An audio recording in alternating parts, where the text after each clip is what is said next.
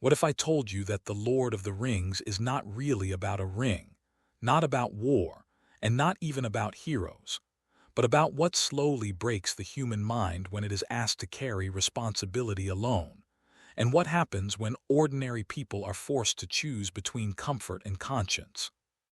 Most people remember the Fellowship of the Ring as an adventure, a fantasy, a journey that begins in peace and slowly moves toward danger. But very few notice that Book One is actually a psychological test, a slow experiment in fear, temptation, isolation, and moral endurance, where Tolkien quietly asks a brutal question: how long can innocence survive once it becomes responsible for the fate of the world?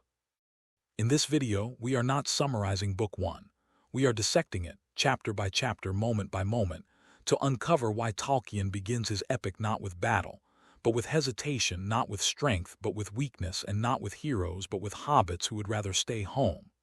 If you think you already understand the Fellowship of the Ring, stay with me, because by the end of this analysis, you may realize that this story is less about Middle-earth and more about you. Chapter 1: A Long-Expected Party. In the quiet green heart of Middle-earth, where hills roll gently like sleeping giants and time seems to move more slowly than anywhere else in the world, the story of the Lord of the Rings truly begins not with thunder, prophecy, or war, but with anticipation, memory, and a birthday party. Because Tolkien wants us to understand from the very first chapter that the greatest turning points of history often emerge from the most ordinary moments. And so we enter the Shire, a land of peace, comfort, and deep-rooted tradition, where hobbits live contentedly in their round-doored homes, loving food, gardens, gossip, and the simple rhythms of life. And here we meet Bilbo Baggins of Bag End, a hobbit already famous among his people not because of wealth or power, but because of a strange, adventurous past that most hobbits barely believe. Whispers of dragons, dwarves, and vanished years clinging to his name like an old legend. And as the chapter opens, we are told that Bilbo is about to celebrate his 11th birthday, an age so remarkable that it immediately sets him apart, because hobbits age like normal folk, and yet Bilbo appears unchanged, preserved as if time itself has overlooked him. And this subtle detail, gently slipped into the opening pages, is Tolkien's first quiet warning that something unnatural has already entered this peaceful land. Something that has been resting unnoticed in a hobbit's pocket for decades, and as preparations for the party unfold, Tolkien indulges in rich descriptions of hobbit society, their love of invitations, gifts, and etiquette, and their deep suspicion of anything unusual, which makes Bilbo's behavior all the more scandalous, because not only does he invite the entire Shire, he also plans something unprecedented, extravagant, and secretive, while rumors swirl about his wealth, his disappearance long ago, and the mysterious ring he always seems to wear, though no one truly understands its significance yet. And into this atmosphere of excitement and quiet unease steps Gandalf the Grey, the wandering wizard whose arrival always signals change, because Gandalf represents the intrusion of the wider world into places that wish to remain untouched, and his conversation with Bilbo before the party is filled with warmth, teasing, and hidden gravity, as they speak of age, adventures, and old promises, and Gandalf gently probes Bilbo's attachment to the ring, sensing already that the hobbit's reluctance to part with it goes deeper than sentiment, revealing the first hints of the ring's corrupting influence, even though it has not yet erupted into darkness. And then the party itself begins, a spectacle of lights, fireworks, music, food, and laughter, capturing everything lovable about hobbit culture, and Tolkien lingers here deliberately, because he wants us to feel what is at stake, what will later be threatened and nearly destroyed. And when Bilbo finally stands to give his speech, stammering and joking, thanking his guests and speaking of their mutual fondness, the moment feels lighthearted until suddenly it isn't, because Bilbo puts on the ring and vanishes before their eyes, leaving behind shock, laughter, confusion, and scandal. And in this single act, Tolkien mirrors the ring's entire nature, how it conceals, isolates,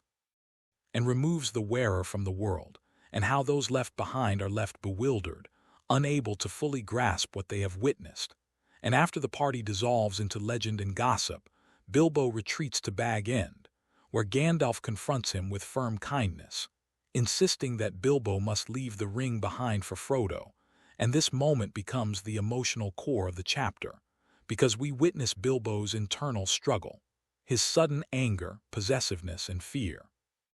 all wildly out of character for the gentle hobbit we know, and Tolkien shows us that the ring does not need fire or darkness to corrupt, it only needs time, and when Bilbo finally drops the ring, not without pain and regret, it feels like an addict releasing a part of himself, and yet the relief afterward is genuine, as if a weight has lifted from his soul, and Gandalf's stern warning to Frodo afterward carries immense significance, because Frodo inherits not just a magical object, but a burden that will quietly reshape his destiny, though he does not yet know it. And as Bilbo departs the Shire on his final journey, light-hearted again, free in a way he hasn't been for years, Tolkien closes the chapter with a deceptive calm, Frodo settling into Bag End, the ring resting silently, and the Shire returning to normal. But the reader understands that this calm is an illusion, because something ancient and terrible has stirred. And the very ordinariness of this beginning is what gives the story its emotional power, reminding us that evil rarely announces itself loudly at first, that it often enters the world disguised as comfort, convenience, and habit, and that the smallest hands, living in the quietest places, may one day be called upon to shape the fate of all, making a long-expected party not merely an introduction, but a philosophical foundation for the entire epic, where themes of temptation, inheritance, mortality, and responsibility are planted like seeds that will grow into war, sacrifice, and legend, all beginning with a hobbit who wanted nothing more than a good meal, a full pantry, and a peaceful life, and unknowingly became the guardian of the most dangerous object ever forged in Middle-earth. Chapter 2, The Shadow of the Past, marks the true awakening of the Lord of the Rings, the moment when the gentle illusion of safety surrounding the Shire begins to crack, and Tolkien deliberately slows time here, not to bore the reader, but to let dread seep in gradually, like a shadow stretching longer as the sun sinks,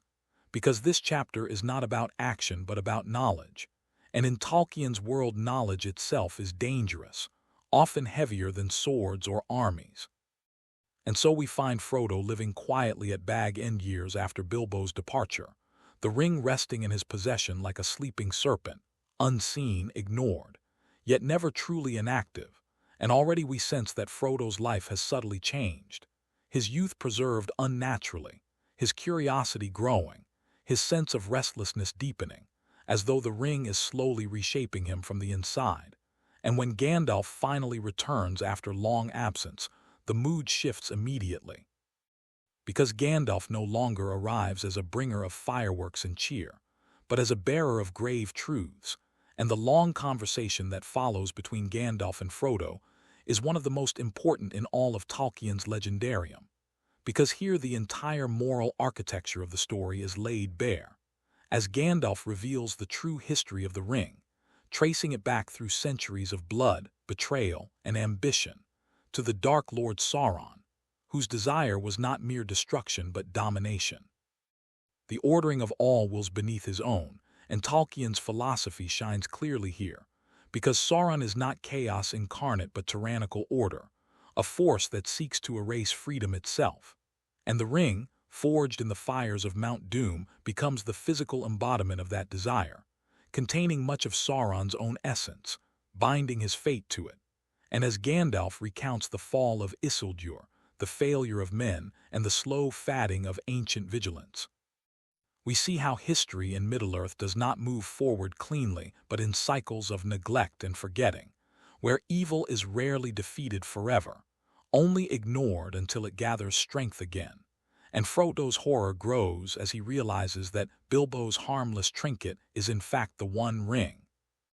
the instrument through which countless lives have been enslaved and destroyed. And here Tolkien does something profound, because Frodo does not respond with ambition or curiosity, but with sorrow, pity, and fear, asking why such a burden should fall to him, and Gandalf's response, that many who live deserve death and many who die deserve life, but judgment belongs not to us, becomes a cornerstone of the story's moral vision, rejecting simple justice in favor of mercy, humility, and restraint.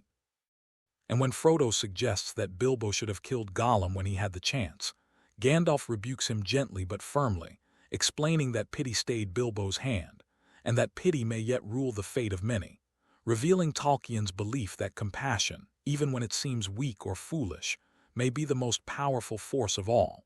And then Gollum's story unfolds like a tragedy within a tragedy. A creature once hobbit-like himself, corrupted slowly by the ring, twisted in body and mind,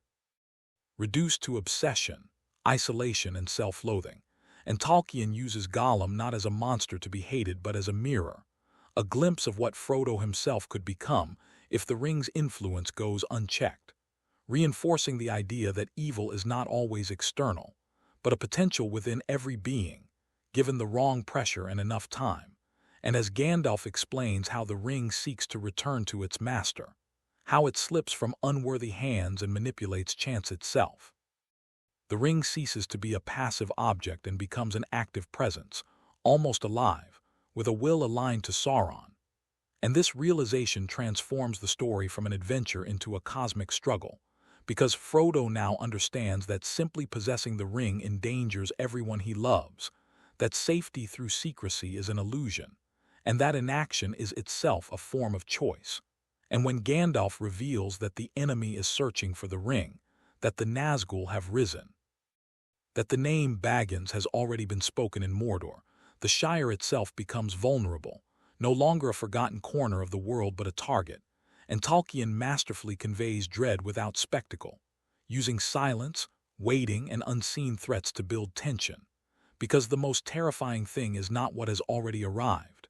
but what is coming. And Frodo's quiet decision to leave the Shire, not out of heroism but responsibility, marks the true beginning of his transformation. As he accepts a burden he never sought, mirroring Tolkien's belief that true courage is not the absence of fear but the willingness to act despite it, and Gandalf's delay, his promise to return, adds to the unease, because it reinforces the reality that even the wise cannot control every outcome. And when Frodo attempts to throw the ring into the fire only to see it remain cool and untouched, revealing fiery letters in an ancient tongue, the moment feels almost sacrilegious, as though a divine law has been violated, emphasizing that this artifact exists outside the natural order, immune to ordinary destruction. And by the chapter's end, the tone has irrevocably shifted. The Shire is still green and peaceful on the surface, but the reader knows that it is living on borrowed time, that the past has caught up to the present, and that history, long ignored, has returned to demand payment, making The Shadow of the Past not merely an exposition chapter, but a meditation on memory, responsibility, and the dangerous comfort of ignorance, reminding us that evil thrives not only through cruelty, but through forgetfulness, delay, and the belief that someone else will deal with it. And in doing so, Tolkien prepares both Frodo and the reader for a journey where there are no easy victories, only choices weighed against loss, where mercy may appear foolish, power is always corrupting, and even the smallest life may stand at the center of the world's fate. Chapter 3, Three is Company,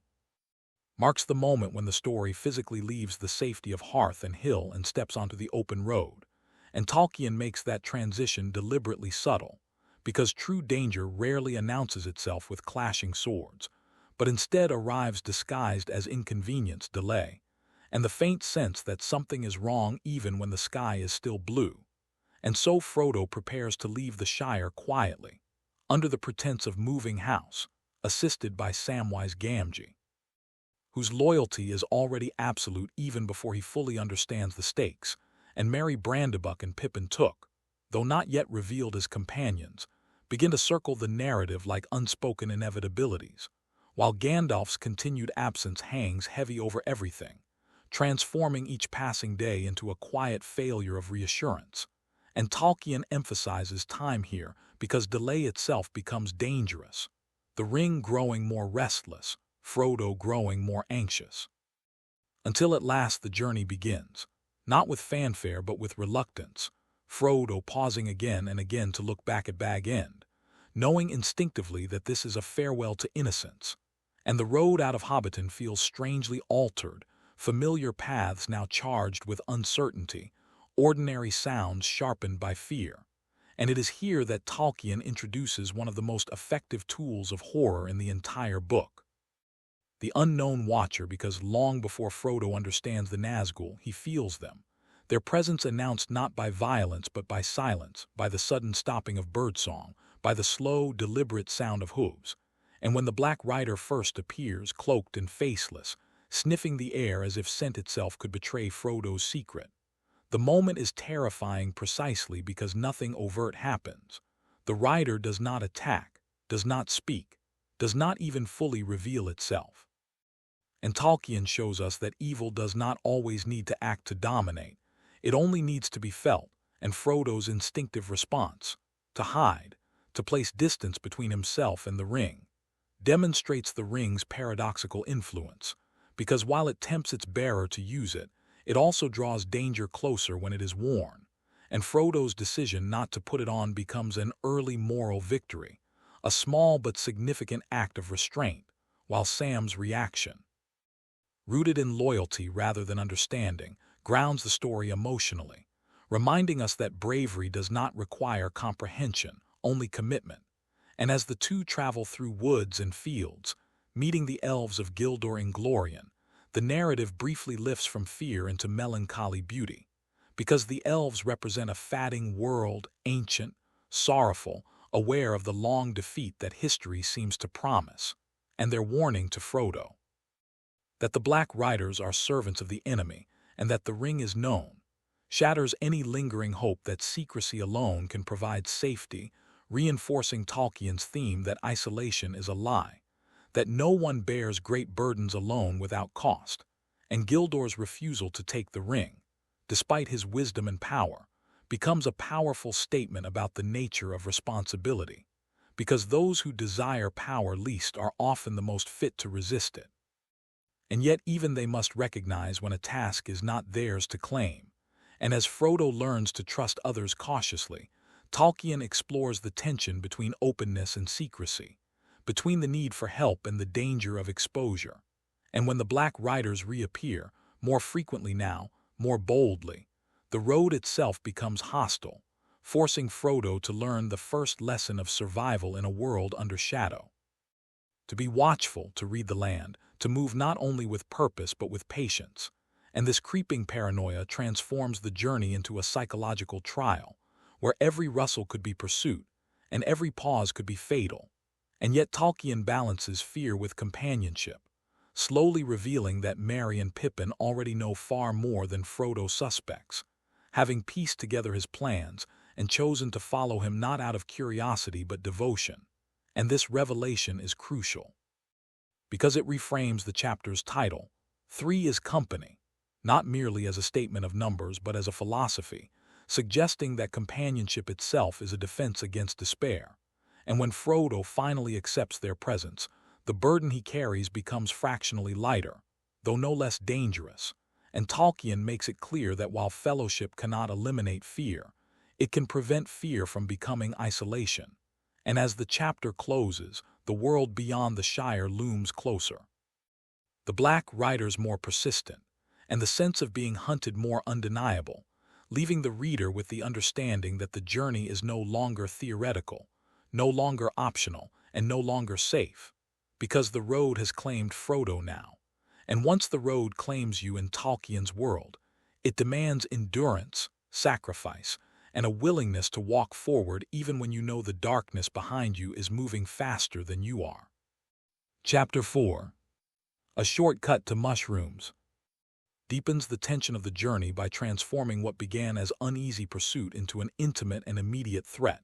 And Tolkien does this not by escalating violence, but by narrowing space, compressing time, and forcing the hobbits into decisions where comfort and safety are no longer aligned. Because the idea of a shortcut itself becomes symbolic, representing the human desire to avoid long hardship, even when the faster path carries greater risk. And as Frodo, Sam, Merry, and Pippin attempt to evade the Black Riders by cutting across the countryside, leaving the open road behind, The landscape itself begins to feel less welcoming, hedges turning into barriers, woods becoming places of concealment rather than shelter, and fields once associated with leisure now demanding caution. And Tolkien subtly shifts the tone here by showing that danger does not only come from enemies, but from misjudgment, fatigue, and the limits of experience. Because the hobbits are not warriors or travelers, they are villagers, improvising survival in a world that no longer operates by familiar rules. And when the Black Riders appear again, closer now, more aggressive, sniffing, circling and probing for weakness, the fear becomes visceral as Frodo's internal struggle intensifies, the ring calling to him more insistently, tempting him with invisibility as a form of escape, and Tolkien makes this temptation deeply relatable. Because who has not wished to disappear when fear feels unbearable? Yet Frodo's repeated resistance reinforces the central theme that yielding to fear often leads directly into the hands of evil, not away from it. And when the group hides beneath a tree as a rider pauses above them, stretching down a hand that seems less human than predatory, the moment becomes one of the most chilling in the early chapters, not because of what happens, but because of what almost happens. The ring nearly betraying its bearer, Frodo nearly surrendering his will, and the reader fully understands now that the ring is not neutral, that it actively seeks exposure, isolation, and return to its master. And Tolkien heightens the emotional stakes by contrasting Frodo's internal battle with Sam's fierce, instinctive protectiveness, reminding us that loyalty often sees danger more clearly than intellect, and when the hobbits' flight leads them to Farmer Maggot, a figure previously feared in Hobbit folklore, Tolkien deliberately subverts expectations, revealing unexpected courage and kindness. And through Maggot, Tolkien reinforces a recurring idea that moral strength often resides in overlooked places, that bravery does not require grand lineage or destiny, only the willingness to act when it matters, and Maggot's defiance of the Black Riders, creatures that radiate terror, marks the first open resistance against them in the story, offering a flicker of hope that fear is not absolute, and yet even this moment of refuge is fleeting, because safety is temporary now, borrowed and fragile. And when the hobbits reach the Buckleberry Ferry under cover of night, pursued relentlessly, the river crossing becomes both literal and symbolic, representing a threshold between the known world of the Shire and the uncertain lands beyond. And Tolkien uses water here as a boundary, a momentary cleansing, a pause in pursuit, but not an ending. Because the Black Riders do not retreat out of defeat, but calculation, and as Frodo steps onto the far bank, breathless and shaken, the reader senses that the story has crossed an invisible line, that evasion has given way to confrontation, and that each choice now carries consequences that ripple outward. And the chapter closes with exhaustion rather than triumph, reinforcing Tolkien's belief that survival is not victory, and that endurance itself is a form of courage. Especially when the darkness feels close enough to reach out and claim you, making A Short Cut to Mushrooms a powerful meditation on fear, temptation, and the cost of shortcuts, reminding us that while quicker paths may promise relief, they often demand a higher price, and that in a world governed by shadow, even the smallest misstep can echo loudly in the dark. Before we begin, if you enjoy deep book analysis, philosophy hidden inside stories, and long-form breakdowns that go beyond surface-level summaries, consider liking the video and subscribing to Whispers of Wisdom. It helps this channel reach people who are searching not just for stories, but for meaning within them. Chapter 5, A Conspiracy Unmasked, is the emotional turning point of the early journey, the chapter where secrecy, which once felt like protection, finally collapses under the weight of trust, and Tolkien uses this moment to argue something deeply human. That bearing great fear alone does not make one noble, it only makes one vulnerable, and so the hobbits arrive at Crickhollow, tired, shaken, and still haunted by the unseen presence of the Black Riders, believing they are finally ahead of pursuit,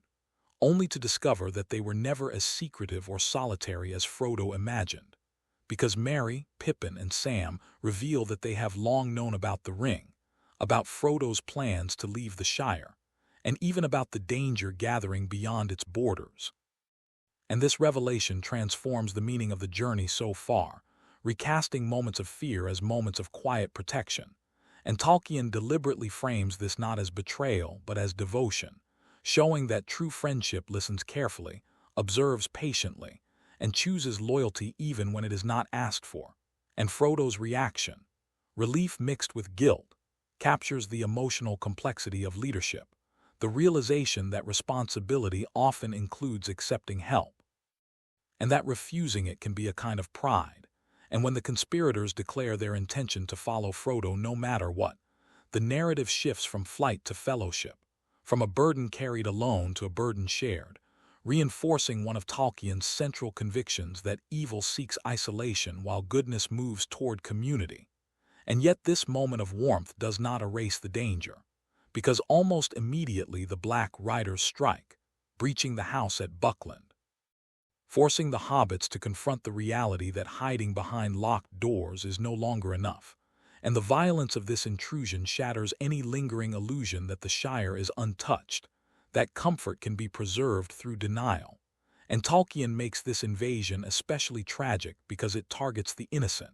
attacking not warriors or kings, but simple homes filled with ordinary lives. And through this, Tolkien underscores the cost of delay, the price of assuming that evil will stop at borders we believe to be sacred. And as the hobbits flee once more, now united in purpose, the chapter reveals the quiet maturation of Frodo, who no longer thinks only of escape, but of protecting others from the danger that follows him. And this growing sense of responsibility marks the beginning of his transformation from reluctant bearer to conscious guardian of the ring.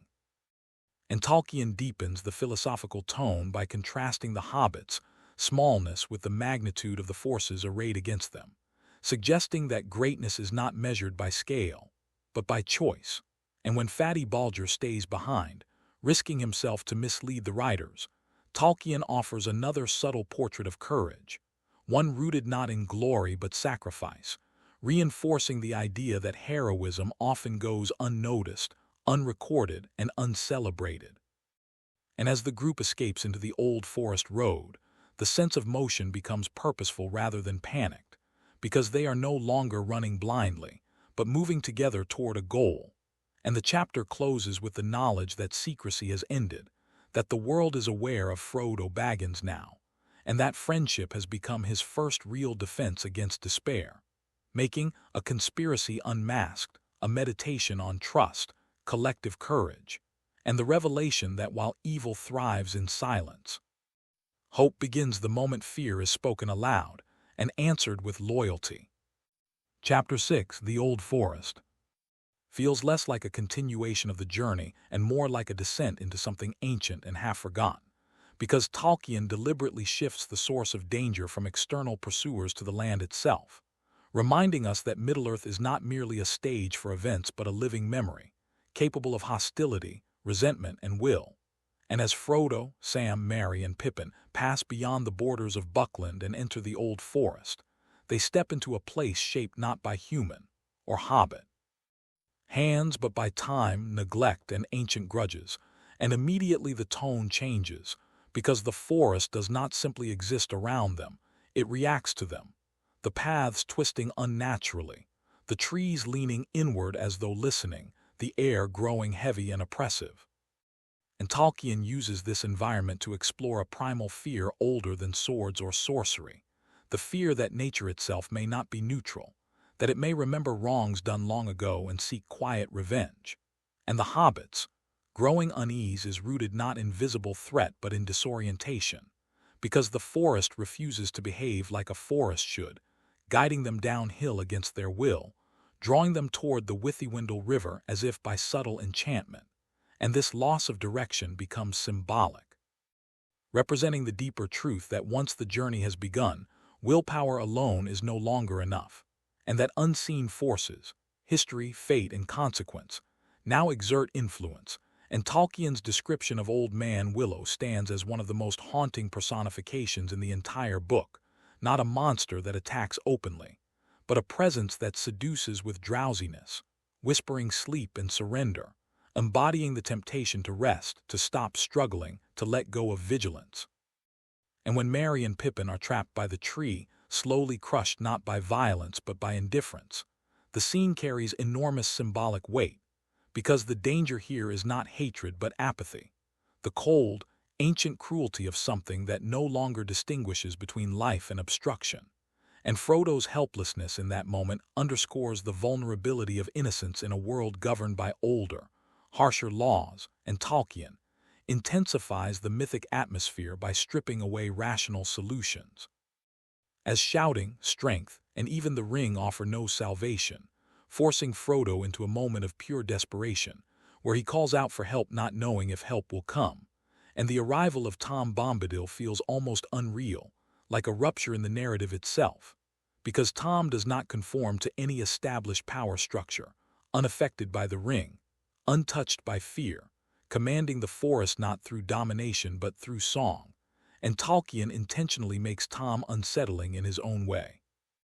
Because his freedom from the ring is not rooted in resistance but in difference, suggesting a form of existence so complete that power holds no meaning, and this challenges the reader's assumptions about strength, because Tom is neither warrior nor ruler, yet the darkness simply does not apply to him, and through Bombadil, Tolkien introduces the idea that some beings exist outside the struggle for control entirely, though such beings cannot guide the fate of the world, because detachment, while pure, is also passive, and when the hobbits rest in Tom's house, sheltered temporarily from shadow, the contrast is striking, because warmth, laughter, and song return, but with a different texture than the Shire, less naive, more timeless, and Goldberry's presence reinforces this sense of living myth, as she speaks like a river remembering itself, grounding the chapter in a dreamlike suspension of reality. And yet Tolkien does not allow this refuge to linger too long, because comfort, no matter how magical, cannot become a destination. And when Tom explains the nature of the old forest, hinting at ancient conflicts between trees and people, the narrative broadens again, revealing that Middle-earth is layered with unresolved history, where even landscapes carry resentment. And this reinforces one of Tolkien's most profound themes, that evil is not always centralized in a single dark lord, but distributed through neglect, exploitation, and forgotten wounds. And when Tom sends the hobbits onward with cryptic songs and limited protection, Tolkien subtly reminds us that no power, no matter how benevolent, can remove the necessity of choice, endurance, and risk. And as the hobbits leave Bombadil's domain, changed yet still small, the old forest recedes not as a conquered enemy but as an unanswered question, a reminder that the world they travel through is far older than their mission and will outlast it. And the chapter closes with an unsettling calm. Because while they have survived a danger unlike any they imagined, they have also learned that not all threats announce themselves, not all enemies hate you personally, and not all power seeks to rule, making the old forest a meditation on ancient memory, environmental hostility, and the uncomfortable truth that the world itself is not obliged to be safe or fair, and that survival sometimes depends not on strength or wisdom, but on humility, timing, and the strange mercy of forces beyond understanding. Chapter 7, In the House of Tom Bombadil, feels like the story has stepped sideways out of linear time and into a living riddle, because Tolkien deliberately slows the forward motion of the quest to confront the reader with a question more unsettling than danger itself. What does power mean in a world where some beings simply do not care for it? And as Frodo and his companions awaken in Tom Bombadil's house, surrounded by warmth, laughter, and a sense of safety unlike anything they have known since leaving the Shire, the atmosphere feels almost unreal, like a pause in the world's breath. And Tolkien reinforces this dreamlike quality by making Tom's home a place where fear does not linger, where songs shape reality, and where even the ring, the axis upon which the fate of Middle-earth turns, becomes strangely irrelevant. And this irrelevance is precisely what makes Tom Bombadil one of the most philosophically challenging figures in all of Tolkien's work. Because when Frodo places the ring on his finger in Tom's presence and nothing happens, No invisibility, no distortion, no whisper of power. The reader is forced to reconsider everything previously established about the ring's dominance. And when Tom himself puts the ring on and remains utterly unchanged, even playful, Tolkien is not undermining the ring's importance, but clarifying its nature, showing that the ring's power exists only within the systems of desire, ambition, and control, and that where none of these exist, power dissolves into meaninglessness. And this revelation is both comforting and terrifying, because it implies that the ring's influence is not universal, but it also suggests that beings like Tom, untouched by domination, are fundamentally incapable of engaging in the struggle that defines the rest of the world. And this becomes explicit when Gandalf later admits that Tom could not be trusted to guard the ring, not because he would misuse it, but because he would forget it. And Tolkien uses this paradox to explore a deep philosophical tension between innocence and responsibility, between freedom from power and the burden of choice. And as the hobbits listen to Tom's songs and stories, fragments of ancient history surface without structure or chronology, revealing a Middle-earth that existed long before kingdoms, wars, or even names, a world where rivers, hills, and seasons were primary actors. And through Tom's casual references to forgotten ages, Tolkien reminds us that the conflict against Sauron is immense, but not ultimate, that the world is older and larger than any single evil, and this perspective simultaneously humbles and unsettles, because it strips the quest of cosmic finality while deepening its moral weight. And Goldberry, the River Daughter, embodies this timelessness in a gentler form, her presence reinforcing the idea that beauty and harmony exist not as rewards for victory, but as states of being that persist independently of struggle. And yet Tolkien is careful not to romanticize this detachment,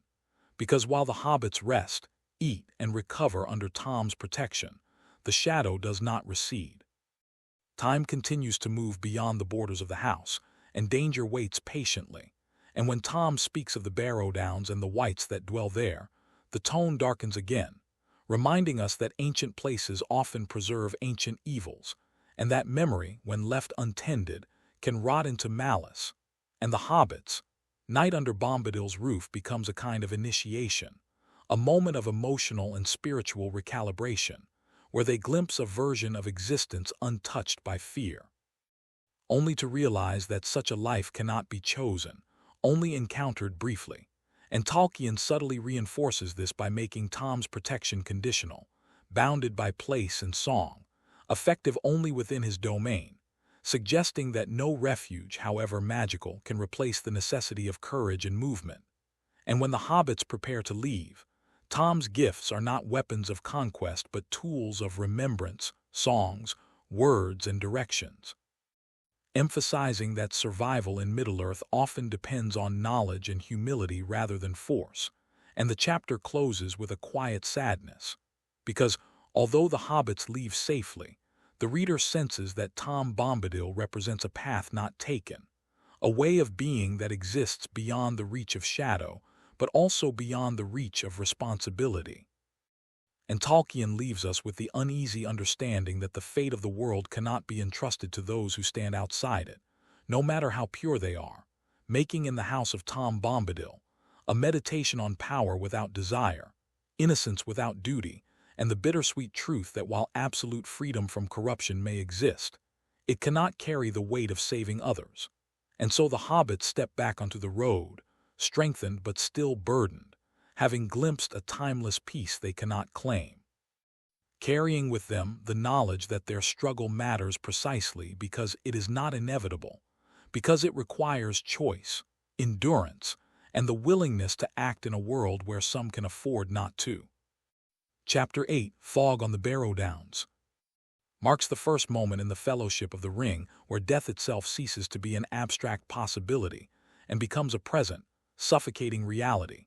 because Tolkien deliberately strips away warmth, guidance, and protection to expose the hobbits to a terror rooted not in pursuit but in ancient memory.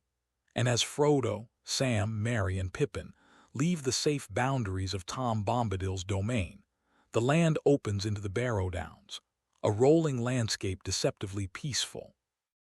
marked by green hills and ancient stone mounds that appear harmless in daylight, yet carry within them the weight of forgotten wars, broken kingdoms, and restless dead. And Tolkien immediately shifts the emotional register by introducing the fog, a physical manifestation of confusion, isolation, and vulnerability.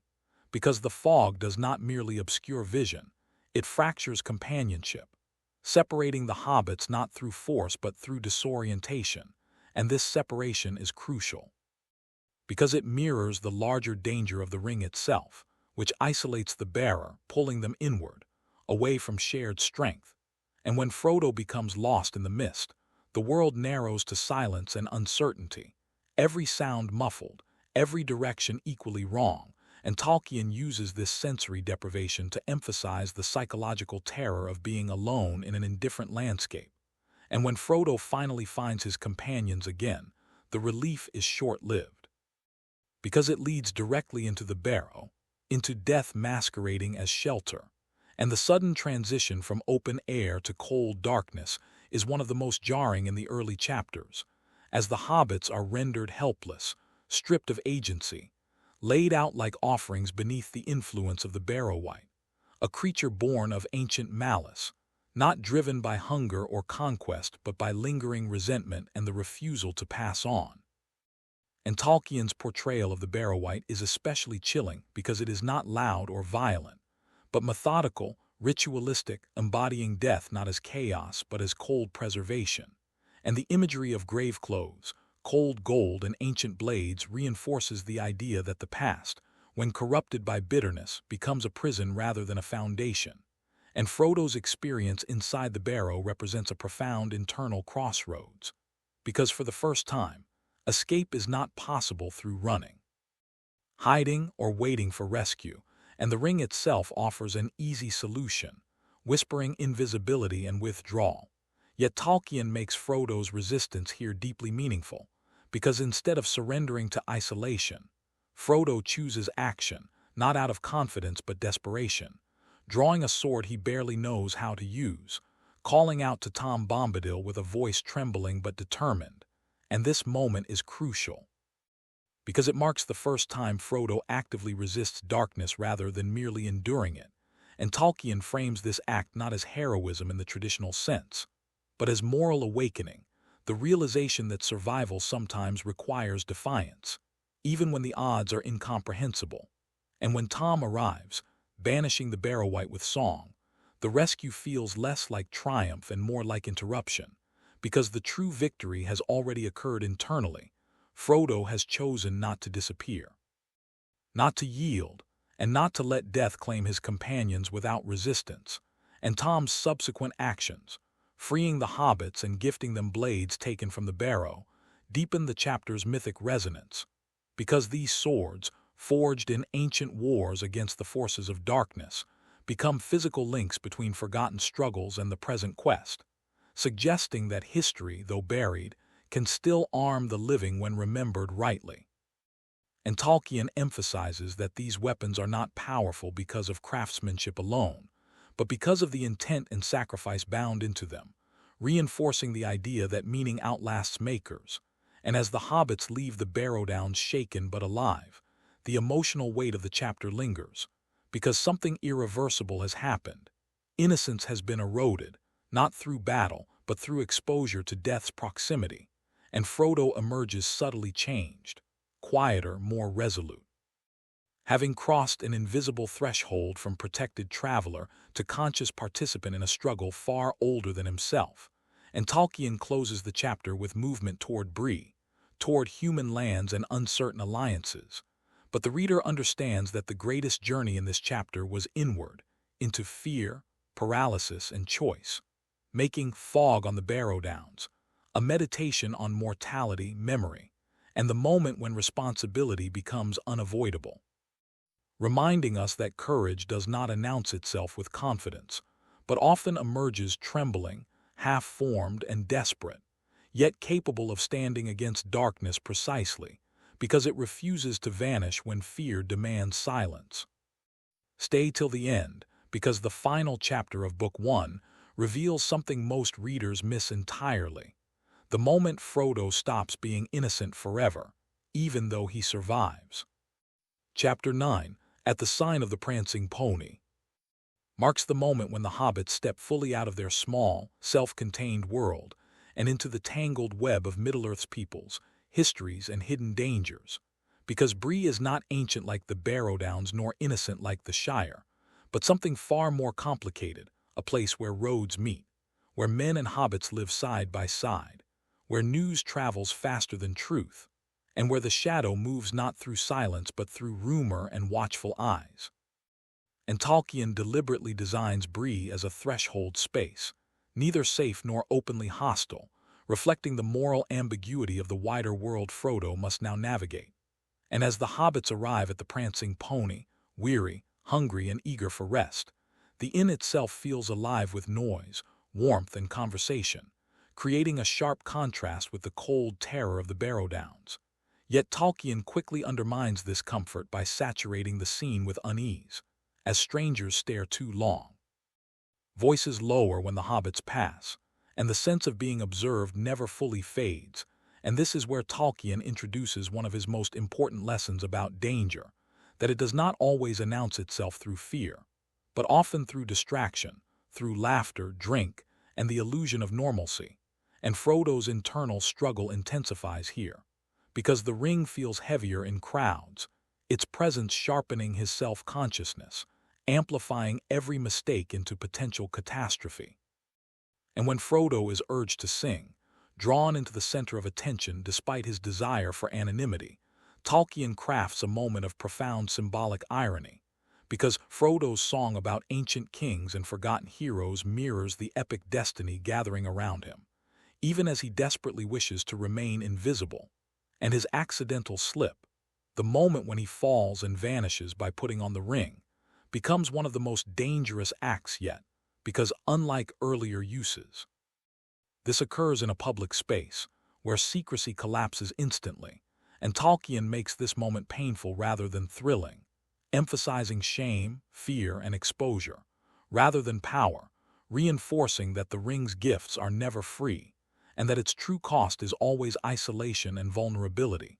And the tension escalates rapidly as Frodo realizes he may have revealed himself to enemies hidden among ordinary faces.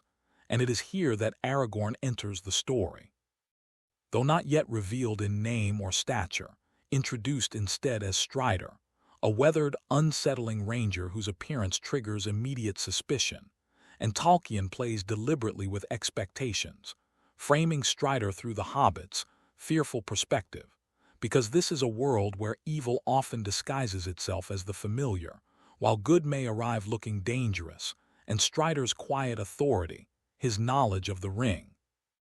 and his blunt warning to Frodo force a critical shift in Frodo's understanding of trust, because the comfort of innocence has ended, and now survival depends on discernment rather than instinct. And the chapter's psychological depth lies in this tension between fear and necessity, as Frodo must decide whether to trust a stranger based not on comfort, but on character revealed through restraint, honesty, and risk, and Tolkien reinforces this by revealing Gandalf's absence once more, reminding us that guidance is not guaranteed, that even the wise can be delayed or defeated, and that leadership may fall to those who never sought it. And when Butterbur's forgetfulness is revealed, the failure to deliver Gandalf's letter, the chapter underscores another recurring theme, that catastrophe often grows not from malice, but from small neglects, minor delays, and ordinary human error. And as night deepens, the threat sharpens, with whispers of black riders reaching Bree, doors being locked, and the hobbits realizing that walls and crowds cannot protect them from a hunt driven by something older and more patient than fear, and Strider's insistence that they leave the inn. That safety now lies in movement rather than shelter becomes a crucial turning point, because it reframes danger as something that adapts, that learns, and that cannot be outweighted. And the chapter closes with unease rather than resolution, the fellowship not yet formed, trust not yet secure, and Frodo standing at the edge of a decision that will shape everything to come, making At the Sign of the Prancing Pony a meditation on exposure, judgment, and the painful end of anonymity.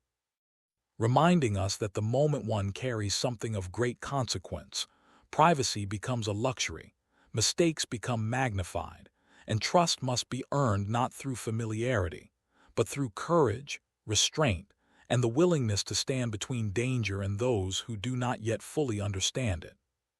Chapter 10, Strider,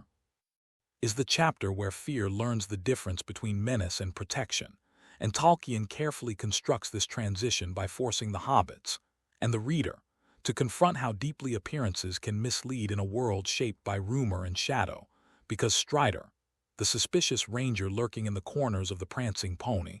initially feels like another threat, another watcher, another unknown variable in a journey already overwhelmed with danger. Yet as the night unfolds, Tolkien begins to peel away the surface layer of roughness and secrecy to reveal a figure defined not by intimidation, but by restraint, knowledge, and sacrifice. And this slow revelation is crucial, because Tolkien wants us to understand that true authority does not announce itself loudly, especially in times of decline. And as Strider explains his role, his long watch over the Shire, and his awareness of the ring long before Frodo ever left Bag End, the narrative reframes the earlier chapters, revealing that Frodo's survival has depended not only on luck or mercy, but on unseen vigilance, reinforcing one of Tolkien's central themes that goodness often works quietly, without recognition. And when Strider warns them of the Black Rider's proximity, the mood shifts decisively from uncertainty to urgency, because the enemy is no longer distant or abstract, but actively adapting, learning, and closing in.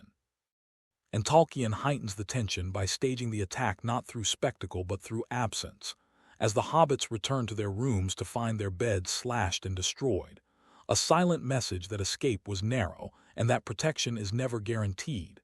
And this moment lands heavily, because it confirms that hesitation would have meant capture, and that movement, guided by experience rather than fear, is now the only viable strategy, and Strider's insistence on secrecy, discipline, and readiness introduces a new rhythm to the journey, one less innocent and far more deliberate, marking the transition from wandering to flight under command. And yet Tolkien is careful to humanize Strider,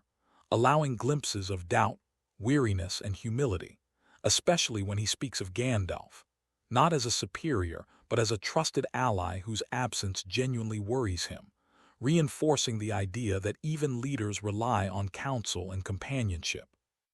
And when Strider finally reveals his true name, Aragorn, son of Arathorn, heir of Isildur,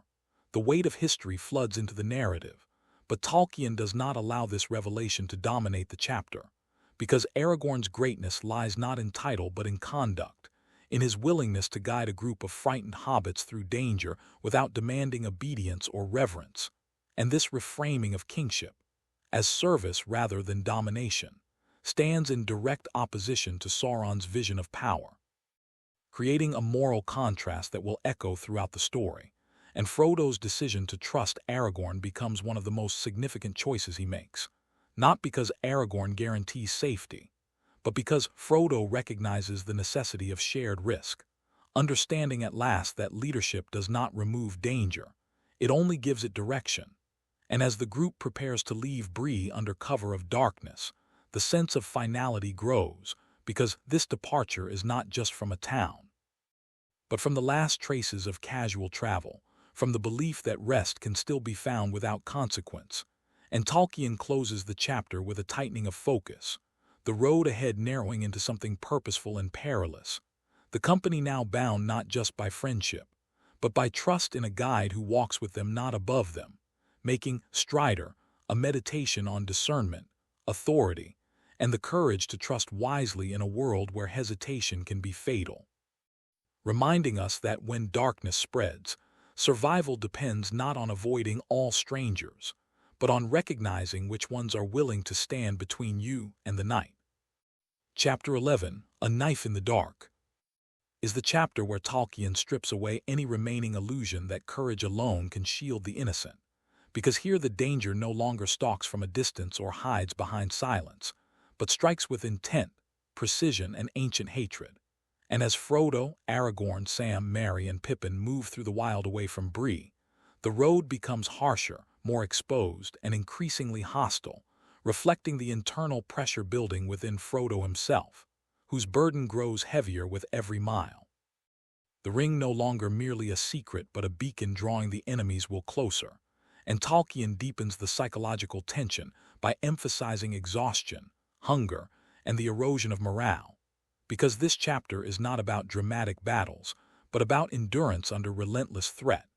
And as Aragorn leads the hobbits through difficult terrain, avoiding roads and shelter alike, his role as protector becomes clearer. Yet even his skill cannot erase the sense that something unseen is always just behind them. Waiting, and this feeling culminates at Weathertop, an ancient hill crowned by ruins that whisper of lost kingdoms and forgotten watchfulness. And Tolkien's choice of setting here is deliberate, because Weathertop once served as a place of vigilance, a warning beacon against darkness, and now it stands broken and exposed, symbolizing the long decline of resistance and the cost of neglecting history. And when Aragorn hesitates, torn between the need for shelter and the danger of visibility, Tolkien highlights a recurring theme of tragic choice, where every option carries risk, and safety itself becomes a gamble. And the night that follows is one of the most psychologically intense in the book, because the attack of the Nazgul is not merely physical but spiritual, their presence chilling the air, draining hope, and compressing fear into something almost tangible. And Tolkien portrays the ringwraiths not as monstrous creatures of brute force, but as extensions of Sauron's will. Ancient kings enslaved by their own desire for power, now reduced to shadows hunting the very thing that destroyed them. And this irony gives their pursuit a haunting inevitability, as if the ring itself is being hunted by its own past. And Frodo's experience during the attack marks a profound escalation, because when the ring tempts him once more, urging invisibility as refuge, the temptation is no longer abstract. It is immediate, logical, and almost irresistible.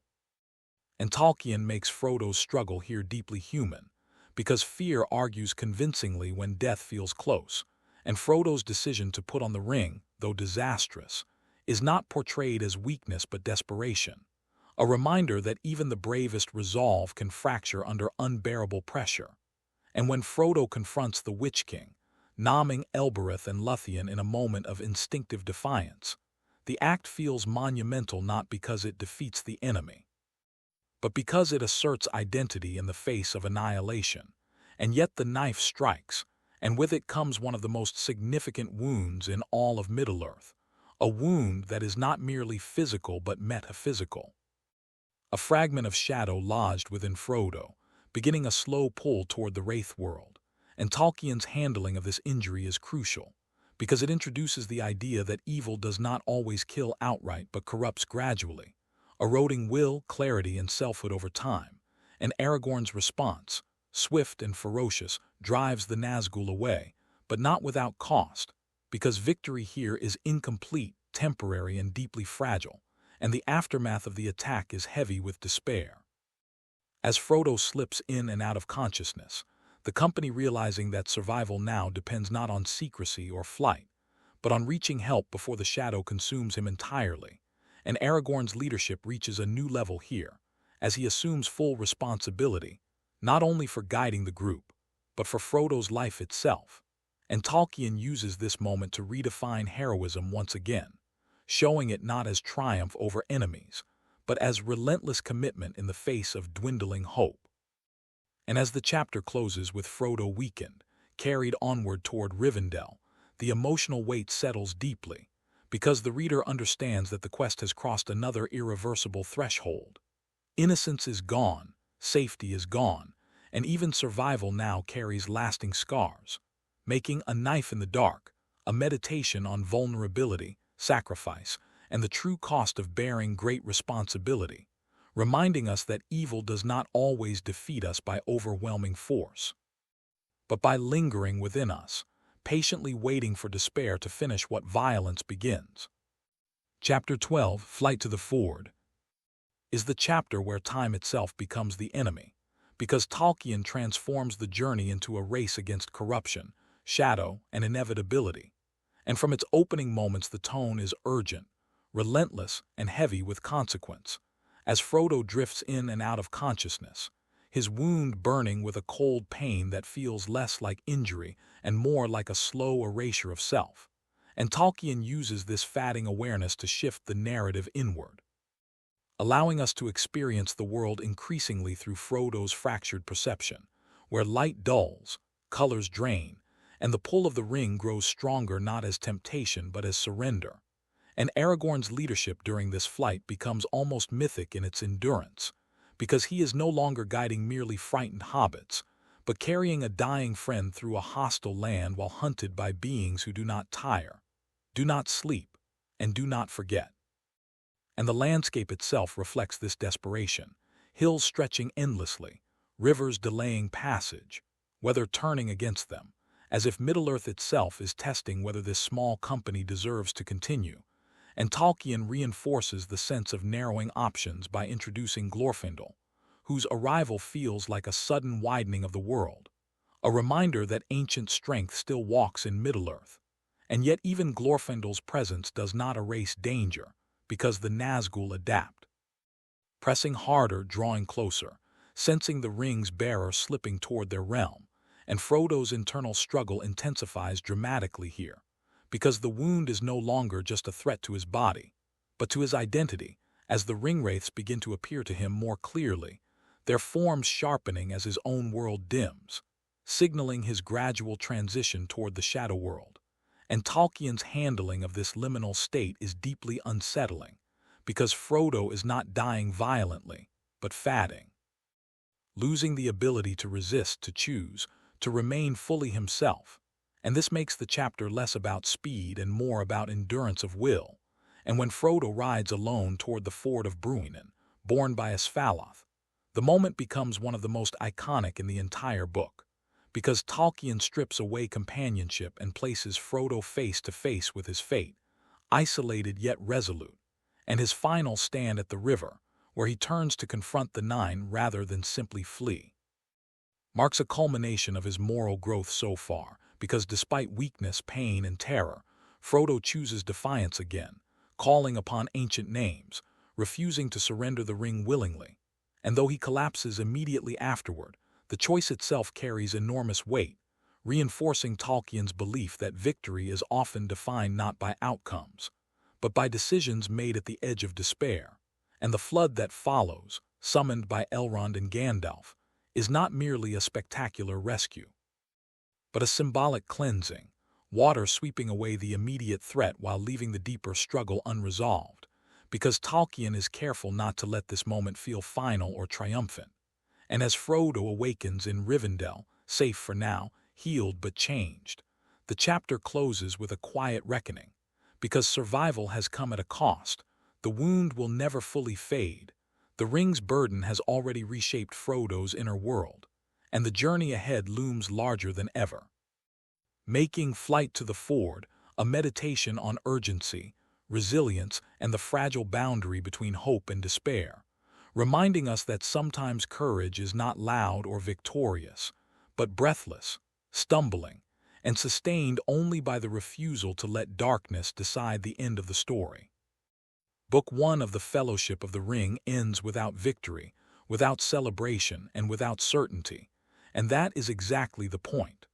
What Tolkien shows us here is not how evil is defeated, but how it enters the lives of ordinary people, how it isolates them, wounds them, and changes them long before the final battle is ever fought. Frodo survives Book 1, but he does not escape unchanged, and neither do we as readers, because once we truly understand this journey, comfort can never feel completely innocent again.